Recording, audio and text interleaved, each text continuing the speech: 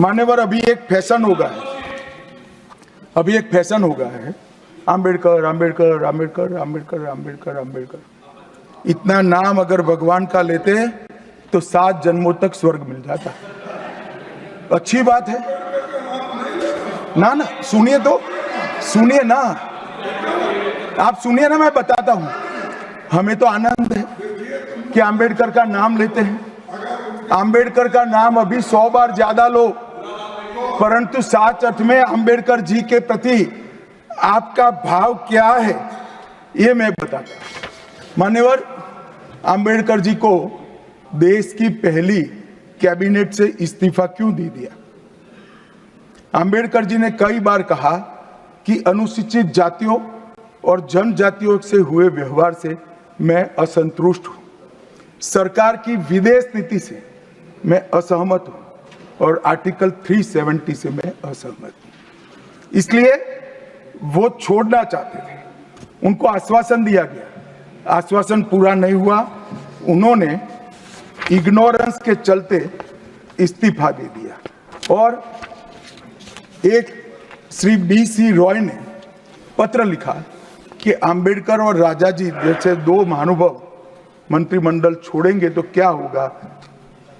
तो नेहरू जी ने उनको जवाब में लिखा है, राजा जी के जाने से तो थोड़ा बहुत नुकसान होगा, आम्बेडकर के जाने से मंत्रिमंडल कमजोर नहीं होता है।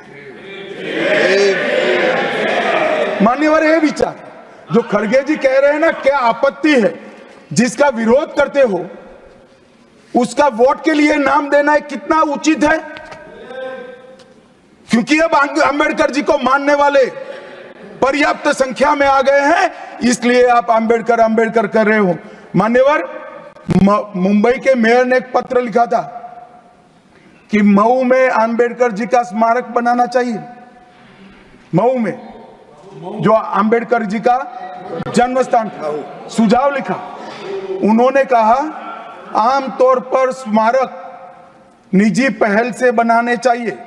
यदि सरकार किसी प्रकार की सहायता करती है तो वो उचित नहीं होगा। उनके कितने स्मारक बने साहब? कोई स्मारक आम्बेडकर जी का नहीं बना, देश भर में नहीं बना। आम्बेडकर जी के स्मारक कब बने? जब भारतीय जनता पार्टी सत्ता में आई, तब मऊ में डॉक्टर आम्बेडकर के जन्म स्थान पर स्मारक बना। लंदन में अध्ययन करते थे, वहां स्मारक बना। नागपुर में शिक्षा दीक्षावलित वहां बना। दिल्ली में महापरिनिर्वाण स्थल पर बना और मुंबई में चैत्य भूमि में भी बन रहा है। हमने 5 तीर्थ बनाए महामानव। और मैं मानता हूं मान्यवर, मैं मानता हूं कि आम्बेडकर जी के सिद्धांतों पर चलना नहीं और वोट के लिए उनकी गुहार लगा देना।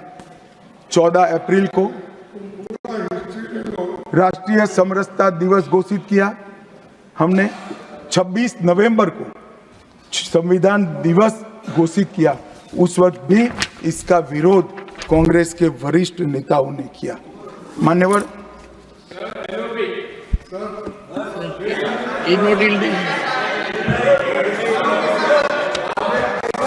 मान्यवर, 370 पर कई बार चर्चा हुई है। मैं ज्यादा कहना नहीं चाहता। सब जानते हैं कि एक टेम्पररी प्रोविजन को अनौरत संतान की तरह अपनी गोदी में 70 साल तक कांग्रेस ने खिलाने का काम किया और 370 हटाने के लिए लोहे का जिगर चाहिए। और जब देश के प्रधानमंत्री नरेंद्र मोदी जी 2019 में फिर से प्रधानमंत्री बने, एक ही झटके से इसी सदन में 370 और 35 को समाप्त। इसी सदन